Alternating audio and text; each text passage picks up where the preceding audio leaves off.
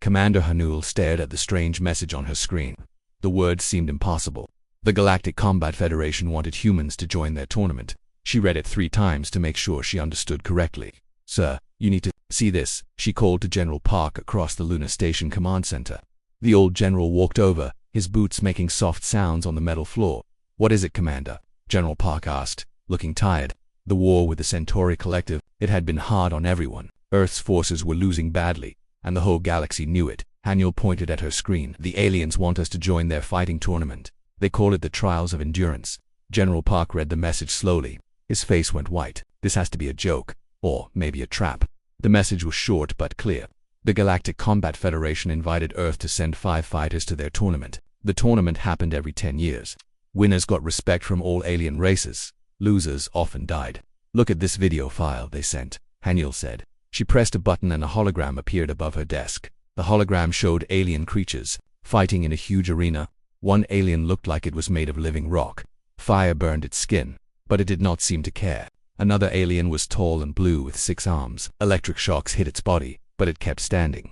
A third alien looked like a cloud of gas. Gravity crushed it into a small ball, but it still moved. These aliens can take damage that would kill us in seconds, General Park said. Why would they invite humans? We are weak compared to them. Hanul watched the hologram again.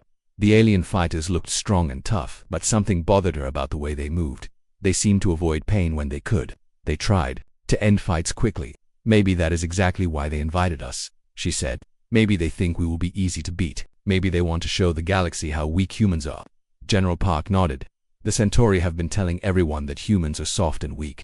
If we lose badly in this tournament, it will prove they are right. No one will take Earth seriously, ever again. But what if we do not lose? Hanul asked. Commander, did you see that video? Those aliens can survive in space without suits. They can breathe poison gas. They can take hits from weapons that would turn us into dust. How could humans possibly compete? Hanul thought about her years in the military. She remembered her training on Mars, where the gravity was different and the air was thin. She remembered the bombing of New Tokyo, where she stayed awake for 3 days straight helping wounded soldiers. She remembered the Battle of Europa, where she kept fighting even after shrapnel cut her leg. Sir, what if being weak is not the same as giving up? General Park looked confused. What do you mean? Those aliens in the video are tough. They can take more damage than us, but I noticed something. When they get hurt, they try to stop the pain as fast as possible. They do not like suffering. Of course they do not like suffering. No one does, but humans are different, Hanul said. We have been suffering for thousands of years. We lived through ice ages. We survived plagues. We fought wars with sticks and stones. We learned to keep going even when everything hurt. General Park was quiet for a long moment. He looked at the hologram again, watching the alien fighters carefully. You think humans might actually have a chance? He asked. I think humans might surprise everyone, Hanul replied. These aliens are stronger than us, but maybe we can suffer longer than them. General Park sighed. Even if you are right, who would be crazy enough to volunteer for this tournament? The death rate is over 50%. Hanul stood up straight. I will go, sir. Commander, you cannot be serious. I am very serious. Earth needs this. Our reputation is already destroyed. If we do nothing, we will always be seen as weak. If we try and fail, we are no worse off. But if we try and succeed, if you succeed, you will change how the galaxy sees humanity forever, General Park finished. Exactly, and I think we can to succeed. Not because we are stronger than aliens, but because we are more stubborn. General Park walked to the window and looked out at Earth below. The blue planet looked peaceful from space, but both of them knew how much violence and pain its history contained. Humans had survived ice ages, volcanic eruptions, asteroid impacts, and countless wars. They had learned to endure what would destroy other species. You would need a team, General Park said finally. I already have some ideas. Minho from the Special Forces, he defuses bombs for a living. If anyone can stay calm under pressure, it is him. Jiwoo from the Medical Corps. She has seen more battlefield injuries than anyone. Tai Yang from the Extreme Sports Division. He jumps off mountains for fun. And Nari from Engineering. She boxes in her free time and never gives up on a problem. You have been thinking about this seriously? Yes, sir. I believe this is Earth's chance to prove we belong in the galaxy, not as the strongest species, but as the one that never quits. General Park turned back to face her. The other generals will think I am crazy for approving this. Maybe they will. But they also know that our current strategy is not working. The Centauri are pushing us back on every front. Other alien races ignore our diplomatic messages. Something needs to change. And you think 5 humans getting beaten up in an alien arena will change things? I think 5 humans refusing to give up in an alien arena will change everything. General Park was quiet for several minutes. He read the message from the aliens again. He watched the hologram of the tournament. He looked at Commander Hanyul, standing straight and determined, despite knowing she might die. "All right," he said finally. "You have permission to form a team, but I want detailed reports on your training. And I want backup plans if things go wrong." "Thank you, sir. You will not regret this decision." "I hope not, Commander. Because if this fails, it will not just be your life on the line. It will be Earth's future in the galaxy." Hanyul saluted. "I understand, sir. We will not let humanity down." As General Park left, Hanyul looked at the hologram again. The alien fighters were impressive. They were strong, fast, and tough. But she noticed something else now. When they got hurt, they looked surprised. Like pain was unusual for them. Humans knew pain well. They had been friends with pain for thousands of years. Maybe that friendship would finally be useful. She began typing messages to Minho, Giwu, Taiyang, and Nari. Each message was simple. Want to make history. Want to show the galaxy what humans can do. Want to prove that we never give up. She knew they would all say yes. Not because they wanted to die, but because they wanted to live as something more than the galaxy's weakest species. The tournament would begin in 6 months. 6 months to prepare for something no human had ever attempted. 6 months to turn humanity's greatest weakness into its greatest strength. 6 months to teach the galaxy that humans might break, but they would never quit. 3 days after sending her messages, Hanyul sat in a meeting room on Luna Station. 4 people sat around the table with her. Each one looked confused but interested. Minho spoke first. He was a tall man with scars on his hands from years of bomb disposal work. "Commander, your message was not very clear. What exactly are you asking us to do?" Hanyul pressed a button and the hologram appeared again. The alien fighters filled the room with light. Fire burned their skin. Electricity shocked their bodies. Gravity crushed them into small shapes. "I'm asking you to compete against these aliens in their tournament," Hanyul said. Ji Wu, the medical officer, leaned forward.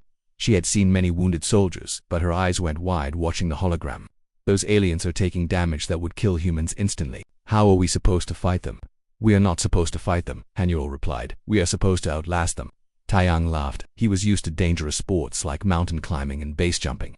"Commander, I have jumped off cliffs and skied down mountains, but this looks impossible." Nari, the engineer, studied the hologram carefully. She was smaller than the others but had strong muscles from boxing. The aliens looked tough, but they also looked surprised when they get hurt, like they are not used to pain. "Exactly," Hanyul said. "That is what I noticed too. These aliens are stronger than us. They can take more damage than us, but I think they do not understand pain the way we do." Minho frowned. "What do you mean?" "Think about your job, Minho. When you defuse a bomb, are you comfortable? No. I am always scared. My hands shake, my heart beats fast. But I learn to work through those feelings." "Right." And Jiwoo, when you treat wounded soldiers, does it upset you? "Of course it does. Seeing people hurt is terrible, but I learned to focus on helping them instead of feeling sad." "And Taiyang, when you jump off a mountain, does it hurt when you land wrong?" "Yes, it hurts a lot sometimes. But the pain means I am alive. It means I did something amazing." "And Nari, when you box, do you enjoy getting hit?" Nari smiled. "No one enjoys getting hit. But I learned that getting hit is not the same as losing. You can take a punch and still win the fight." Hanyul nodded. "All of you learned to deal with pain and fear and discomfort. You learned to keep working even when things hurt. I think that makes us different from these aliens." She paused the hologram on an image of a rock-like alien. "Look at this one. Its skin is like stone. Fire cannot burn it easily, but watch its face when the fire gets too hot. It looks angry and surprised, like pain is something new and wrong." "So you think humans are better at handling pain?" Jiwoo asked. "I think humans have been handling pain longer than any other species. We evolved on a dangerous planet. We survived ice ages and volcanic eruptions and diseases. We learned to keep going even when everything hurt." Minho looked at his scarred hands. "I never thought about it that way when I started defusing bombs. The first few times I was so scared I could barely move. But after a while I learned that being scared was normal. The fear was just information telling me to be careful." "That is exactly what I mean," Hanyul said. "You turned fear into information. You turned pain into data. I think we can do the same thing in this tournament." Taiyang was studying the hologram now. These trials looked designed to cause maximum pain, heat, electricity, crushing force. The aliens try to get through them as fast as possible to reduce the suffering. "But what if we approach it differently?" Nari asked. "What if we accept that it will hurt and focus on lasting longer instead of ending it faster, like a boxing match?" Giwoo added. "You know you will get hit. You know it will hurt. But you plan for it, you prepare for it, you expect it." Hanyul felt excited. Her team was starting to understand exactly. "We cannot avoid the pain, but we can change how we think about it." "This is still very dangerous," Minho said. "The death rate in this tournament is high. We could all die." "Yes, we could," Hanyul agreed. "But think about what happens if we do nothing. Earth is losing the war with the Centauri, other alien races. Think we are weak and stupid. Our children will grow up in a galaxy that does not respect humanity." "And if we win?" Taiyang asked. If we win, we change everything. We show the galaxy that humans are not weak. We prove that we belong among the stars. The room was quiet for a moment. Each person thought about the choice they had to make. Spoke first. I have spent my whole life solving problems that other people said were impossible. This is just another impossible problem. I have been treating wounded soldiers for 10 years, Giwu said. I know what the human body can survive. I think we are tougher than we look. I have been defusing bombs for 8 years, Minho added. Every day I face something that could kill me. At least in this tournament, I get to fight back, Taiyang grinned. I jump off mountains for fun. This is just jumping with a purpose. Hanyul smiled. So we are all in. We are all in, they said. Together, good. Now let me tell you about our training plan. We have 6 months to prepare. It'll be the hardest 6 months of our lives. Over the next hour, Hanyul explained her ideas. They would train their bodies to handle extreme temperatures. They would practice staying calm under electrical shock. They would learn to think clearly while in pain. The key is changing how we think about suffering, she said. Most creatures try to avoid pain. We need to learn to accept it and work through it. Dr. Suyeon, Earth's best alien expert, joined them for the second part of the meeting. She had studied all the tournament videos and alien biology reports. The Korathians have skin like diamond, she explained. The Nexari can regrow lost body parts. The Vorthok do not even have solid bodies. You will be competing against beings that evolution designed to be nearly indestructible. But evolution designed us for something too, Hanyul said. It designed us to never give up. Dr. Suyeon looked doubtful. Commander, I understand your optimism, but the physical differences are enormous. These aliens can survive in space without protection. They can breathe poison. They can withstand temperatures that would melt steel. Dr. Suyeon, can I ask you something? Nari said. In all your studies of alien species, have you found any that evolved on planets as dangerous as Earth? Well, no. Most inhabited planets are much more stable than Earth. Fewer natural disasters, more predictable weather, less disease. So most alien species never had to learn to suffer and keep going. I suppose not. Their evolution focused on becoming physically stronger or more adaptable. They did not need to develop psychological resilience the way humans did. Hanyul nodded. That is our advantage. Not physical strength, but mental toughness. Not the ability to avoid pain, but the ability to endure it. The meeting lasted 3 more hours. They planned training schedules, studied alien biology, and discussed strategies. By the end, everyone understood what they were attempting. This is crazy, Minho said as they prepared to leave. Yes, it is, Hanyul agreed. But sometimes crazy is exactly what the situation requires. When do we start training? Jiwoo asked. Tomorrow morning, we meet at the combat training facility. At 0600 hours, bring everything you own that can cause pain without permanent damage, Taiyang laughed. Finally, a use for all my extreme sports equipment. As the team left, Hanyul stayed behind to look at the hologram one more time. The alien fighters still looked impossibly strong and tough. But now she saw something else. She saw creatures that had never learned to be comfortable with discomfort. Humans had been uncomfortable for thousands of years. Maybe it was time to turn that experience into victory. The training would begin tomorrow. 6 months to prepare for the impossible. 6 months to teach the galaxy that the toughest species was not always the strongest one. 6 months later, the human team stood on the deck of their transport ship, looking at the Nexus Arena. The arena was a huge structure orbiting a strange star. The star gave off weird radiation that powered the tournament's extreme tests. Han watched other alien teams boarding shuttles to the arena. The Korathians looked like walking diamonds, their crystal skin reflecting light in all directions. The Nexari moved like giant blue lizards with too many arms. The Vorthok floated as clouds of glowing gas. They are all staring at us, Min said quietly. He was right. Everywhere the humans looked, alien eyes were watching them. Some aliens pointed at the humans and made sounds that the translation devices could not understand. But the meaning was clear. They thought the humans would. A joke. Let them stare, Hanyul said. They will not be laughing for long. The 6 months of training had been brutal. The team had practiced enduring electric shocks, extreme heat and cold, crushing pressure and sensory overload. They had learned to meditate while in pain, to think clearly while suffering, and to find strength in the worst moments. Most importantly, they had learned to change how they thought about pain. Instead of seeing it as an enemy, they saw it as information. Instead of fighting it, they accepted it and worked through it. The shuttle landed on the arena's docking bay. As the humans walked out, they were met by Clickus, the tournament administrator. Clickus looked like a giant insect with too many legs and glowing eyes. Welcome, humans, Clickus said through a translation device. We are curious to see how you perform. It has been many years since a new species joined the tournament. We are honored to be here, Hanyul replied politely. Clickus led them through the arena's corridors. The walls were covered with pictures of past champions. Most were Korathian. Their crystal bodies shone enduring impossible conditions. The tournament has 5 trials, Clickus explained. Each trial tests a different aspect of pain tolerance. Many contestants do not survive all 5 trials. They passed a group of Corinthian fighters. The largest one, covered in blue crystal, stopped and looked at the humans. "I am Vextar," the Corinthian said. His voice sounded like rocks grinding together. "I have been champion for 50 years. Your soft flesh will not last 5 minutes in the first trial." "We will see," Haniel said calmly. Vextar made a sound that might have been laughter. "Yes, we will see. It will be amusing to watch you fail." The humans were shown to their preparation room. It was small and plain, very different from the large, decorated rooms given to other species. "They do not expect us to last long," Jiwoo observed. "Good," Taiyang said. "Lower expectations mean bigger surprises." The first trial would begin in 1 hour. It was called the Flame Chamber. Contestants would enter individual rooms where plasma torches would gradually get hotter and closer to their bodies. Most species would give up when their natural defenses started to fail. "Remember what we practiced," Haniel told her team. "The pain is not your enemy. It is just information. Your body is telling you what is happening. Listen to it, but do not let it control you." Taiyang was chosen to go first. He had the most experience with extreme conditions from his years of dangerous sports. As he walked toward the trial chamber, hundreds of alien spectators watched from viewing screens. The flame chamber was a metal room with plasma torches mounted on the walls. Taiyang entered wearing a special suit that would protect him from burns but would not block the heat. The suit had sensors that would measure exactly how much heat he could endure. The trial began. The plasma torches ignited, filling the room with bright light and intense heat. The temperature started at 500 degrees and began to rise slowly. At 1000 degrees, most organic species would start to feel serious discomfort. Taiyang breathed slowly and steadily. He had trained for this. He visualized the heat as numbers on a screen, not as pain in his body. At 1500 degrees, the first alien contestant gave up. It was a Nexari. Despite their reputation for toughness, the arena's crowd murmured in surprise. Taiyang continued. He thought about skiing down dangerous mountains, about the cold wind cutting through his clothes. He used those memories to balance the heat surrounding him now. At 2000 degrees.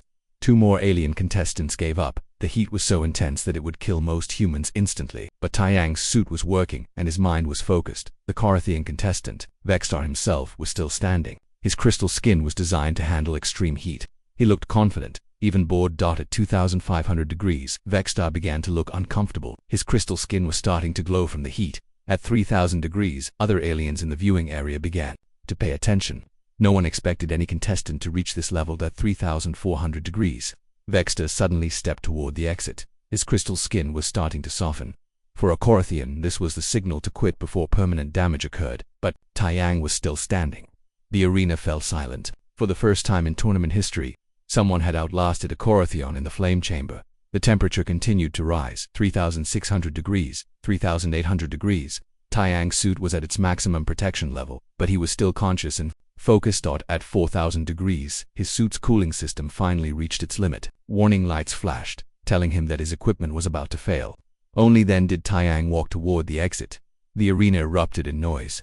Aliens from dozens of species were making sounds of shock and disbelief. The humans had not just they survived the first trial, they had set a new record.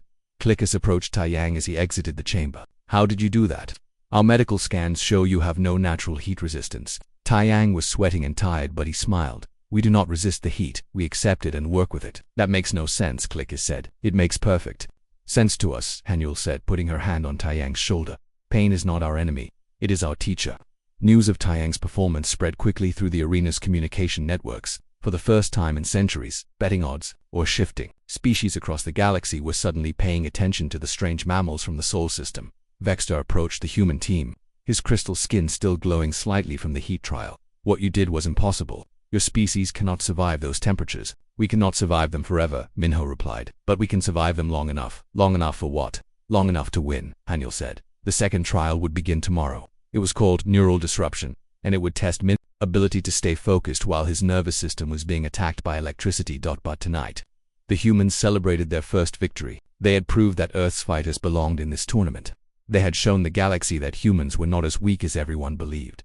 More importantly, they had shown themselves that their months of training had worked. They could compete with aliens who had evolved to be nearly indestructible. The tournament was far from over. 4 more trials waited, each one more dangerous than the last. But the humans had momentum now. They had confidence. They had proved that sometimes the toughest fighter was not the strongest one, but the one who refused to give up. As Haniel looked out at the stars surrounding the arena, she felt proud of her team and proud of her species. Humanity had taken its first step toward earning respect in the galaxy. Tomorrow would bring new challenges, but tonight, The humans slept, knowing they had already achieved something impossible. The second day of the tournament brought even larger crowds to the viewing areas. Word had spread about the humans' impossible performance in the flame chamber. Aliens who had never heard of Earth were now watching to see what these strange creatures would do next. Minho stood outside the neural disruption chamber, preparing himself mentally. This trial would send electrical signals directly into his nervous system, triggering every pain receptor in his body at once. Most species could only handle a few minutes before the agony became unbearable. Remember your bomb disposal training, Haniel told him. PanicKills.com saves lives. Minho nodded. He had defused hundreds of explosive devices over his career. Each time, he had to work while knowing that one wrong move would kill him instantly. Fear and pain were just distractions to be managed while completing the mission. The neural disruption chamber looked like a medical room. Minho lay down on a metal table while technicians attached electrical contacts to his head and spine. The contacts would map his nervous system and then deliver precisely targeted pain signals. The trial began. At first, Minho felt only a slight tingling sensation. Then the intensity increased. It felt like every nerve in his body was being burned with hot needles. The next Sari contestant lasted 8 minutes before giving up. The electrical signals made his regenerative abilities useless. The pain was coming from inside his nervous system, not from external damage. The Vorthok contestant lasted 12 minutes. Since they were made of gas, they had a very different nervous system, but even they could not handle the direct stimulation for long. Minho was still lying calmly on the table. He breathed slowly and steadily, the same way he breathed while working with explosive devices. The pain was intense, but it was just information. His nervous system was telling him what was happening, but he did not have to let it control his actions. At 15 minutes, the technicians looked confused. Their equipment showed that Minho was receiving the same level of stimulation as the other contestants, but his heart rate and brain activity remained steady. At 20 minutes, Vextar entered his own neural disruption chamber. The Korathian crystal body was designed to resist many forms of damage, but neural disruption affected the mind directly. Physical toughness was not enough. Vextar lasted 13 minutes. His crystal skin could not protect his nervous system from the electrical signals. When he exited the chamber, he looked shocked and angry. Minho continued for 25 minutes total. He only stopped because the trial had a time limit to prevent permanent damage to contestants. When he sat up from the table, he looked tired, but alert. How? Clickus asked, studying the readouts from Minho's trial. The electrical stimulation was at maximum intensity.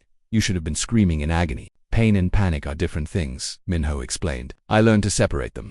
The electricity hurt, but it was not going to kill me, so I treated it like background noise while I focused on staying calm. The third trial was called gravitational compression. Ji-Woo would face artificially increased gravity that would gradually crush her body. At high levels, the pressure would be like being at the bottom of the deepest ocean. Ji-Woo entered the compression chamber, which looked like a small metal box. As the trial started, she felt her body becoming heavier. Walking became difficult, then impossible. Breathing required effort. At 5G of force, most humans would lose consciousness. Ji-Woo's medical training helped her understand exactly what was happening to her cardiovascular system. She controlled her breathing carefully, making sure oxygen continued to reach her brain. At 8G, the first alien contestant gave up. The Nexoria's multiple limbs were designed for swimming, not for supporting crushing weight. At 12G, Ji-Woo felt like a mountain was sitting on her chest. Every breath was a struggle, but she had treated wounded soldiers who were much worse off than this. She had learned to work while exhausted, while stressed, while everything seemed hopeless. At 15G, the Vorthok contestant was compressed into a tiny ball of gas. Even though they felt no physical pain, the pressure was disrupting their consciousness. At 18G, Ji-Woo finally reached her limit, not because she gave up, but because her body's safety systems forced her into unconsciousness to prevent permanent damage. The medical sensors showed that she had pushed human physiology to its theoretical maximum. When she woke up in the medical bay, Clickus was waiting with more questions. Your species has no natural armor, no enhanced bone structure, no gravitational adaptation, the alien administrator said. How did you survive pressure that would crush most creatures?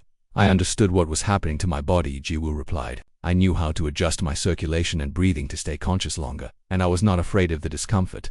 The fourth trial was sensory overload. Nari would face a bombardment of chaotic lights, sounds, and electromagnetic pulses designed to overwhelm nervous systems and cause mental breakdown. Nari entered the overload chamber and was immediately hit by a storm of sensory chaos. Bright lights flashed in random patterns. Sounds ranged from deafening roars to piercing screeches. Electromagnetic pulses disrupted her balance and coordination. Most contestants tried to block out the sensory assault or find a way to escape. Nari did the opposite. Her engineering background had taught her to find patterns in chaos, to look for the mathematical relationships underlying complex systems. Instead of being overwhelmed by the lights and sounds, she began to analyze them. She looked for repeating sequences, for mathematical progressions, For the logic behind the apparent randomness. At 20 minutes, she realized there were 17 different light patterns cycling in a Fibonacci sequence. The sounds followed a complex harmonic progression. The electromagnetic pulses were timed to interfere with specific brainwave frequencies. By treating the sensory bombardment as a puzzle to solve rather than an attack to endure, Nari transformed the trial from torture into an intellectual challenge. She lasted 43 minutes, setting another new record when she exited the chamber. She was dizzy and exhausted, but she was also excited. That was beautiful, she told her teammates. Once I understood the patterns, it was like listening to mathematical music. The aliens watching the tournament were no longer laughing at the humans for trials, for new records. Species that had dominated the tournament for centuries were being defeated by creatures that looked soft and weak. Vexstar approached the human team again, but this time his attitude was different. The arrogant confidence was gone, replaced by something that looked like respect. I do not understand how you do this, he said to Hanyul. Your species has no natural advantages we can detect. You are physically weaker than us in every measurable way. Physical strength is not the only kind of strength, Hanyul replied. We learned different lessons on our world. What lessons? We learned that you can survive anything if you refuse to give up. We learned that pain is temporary, but quitting lasts forever. We learned that the mind can be stronger than the body if you train it properly. Clickus had been listening to the conversation. There is one trial remaining, he said. The crucible of absolute agony. No contestant has ever completed it. It exists only to measure degrees of failure. What makes it so difficult? Minho asked. It combines all the previous trials simultaneously. Extreme heat, neural disruption, crushing gravity, and sensory overload, all at maximum intensity. The record for survival is 4 minutes and 32 seconds, set by a Corinthian champion 300 years ago. Who will take the final trial? Juwu asked. Hanyul stepped forward. I will. I brought this team together. I convinced Earth to let us try. If anyone is going to face the ultimate test, it should be me. Her teammates wanted to argue, but they understood. Hanyul had led them this far. She had earned the right to face the final challenge. As they prepared for the last trial, news of the humans' performance was spreading across the galaxy. On Earth, billions of people were watching the tournament broadcasts. For the first time in years, humanity had something to be proud of. The final trial would determine whether the humans were just a surprising anomaly, or whether they truly represented a new kind of strength that the galaxy had never seen before. Either way, they had already proved that being weak and being defeated were not the same thing. The final day of the tournament brought representatives from every major species in the galaxy. The viewing areas around the Crucible Chamber were packed with aliens who had traveled across space to witness something impossible, humans competing at the highest level of galactic competition. Hanyul stood outside the Crucible Chamber, knowing that she was about to face a test designed to be unsurmountable. The chamber would combine extreme heat, neural disruption, crushing gravity, and sensory overload all at once. No being in galactic history had ever completed this trial. You do not have to do this, Minho said. We have already proved our point. The galaxy knows humans are not weak. No, Hanyul replied. We have proved we can compete. Now I need to prove we can win. Dr. Sujan had arrived from Earth to watch the final trial. She approached Hanyul with a worried expression. Commander, I have been studying the data from your teammates' trials. What you all accomplished should be medically impossible. The body has limits. The human body has limits, Hanyul agreed. But the human spirit does not. Clickus appeared beside them, holding a datapad with readings from the previous trials. I have been administrator of this tournament for 60 years, he said. I have seen champions from the strongest species in the galaxy, but I have never seen anything like what your team has done. What do you mean? Hanyul asked. Other species push their bodies to their physical limits and then stop. You push past your physical limits using your minds. You have turned psychology into a physical advantage. Is that so strange? It is revolutionary. Most species evolve to avoid pain and seek comfort. You evolve to endure suffering and find meaning in it.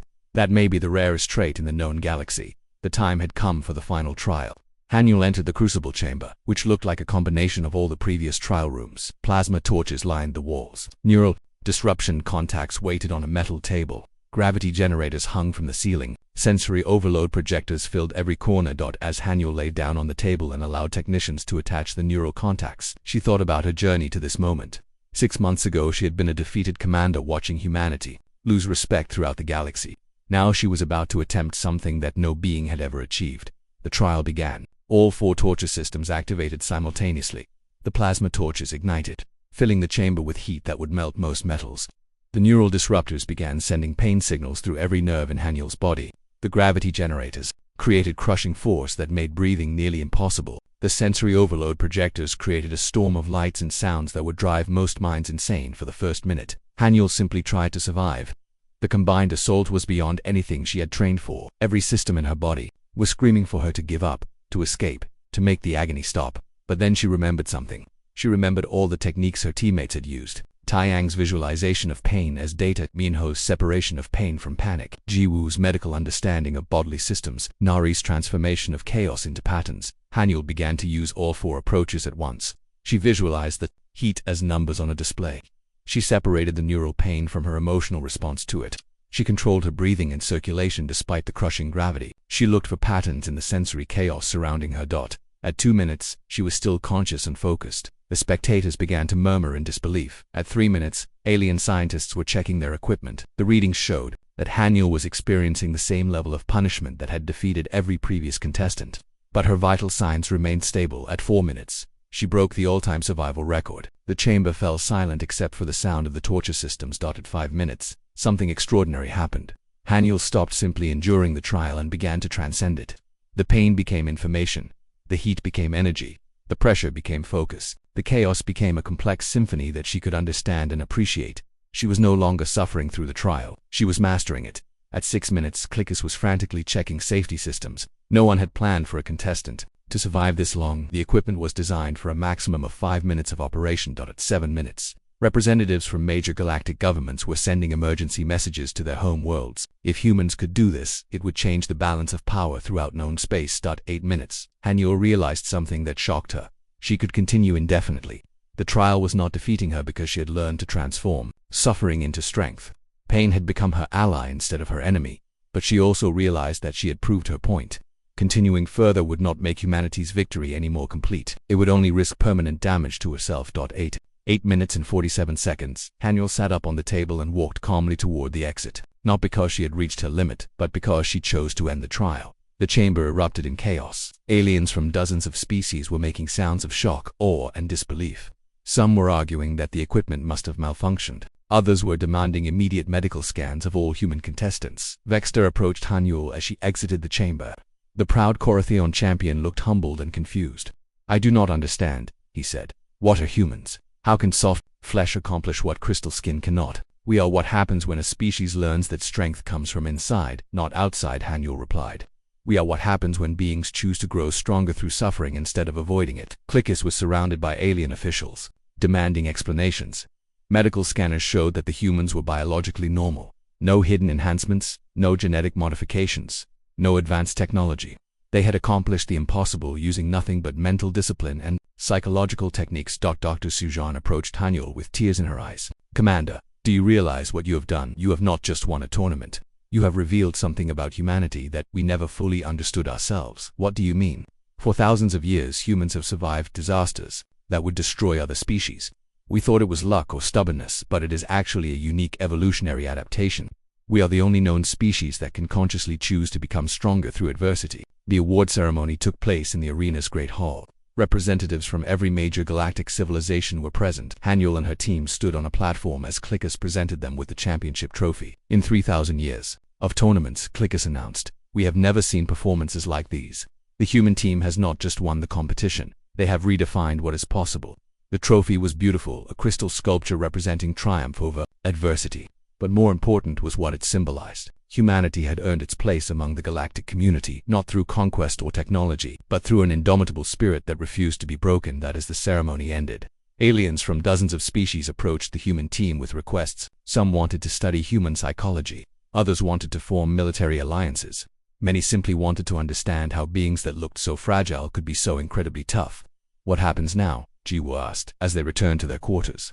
"Now, we go home," Hanyul said. "But we go home as champions. We go home knowing that humanity has something special to offer the galaxy." "Do you think this will change how other species see us?"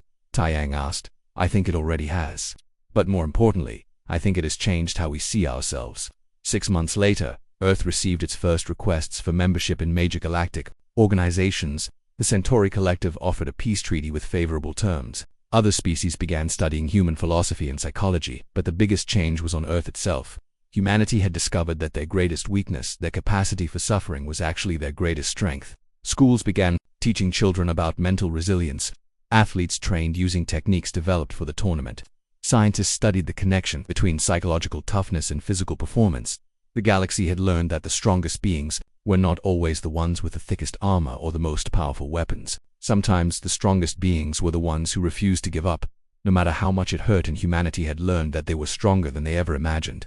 Not because they could avoid pain, but because they could transform it into triumph. The tournament had ended, but the real victory was just beginning. Earth had found its place among the stars, and that place was as the species that never, ever quit.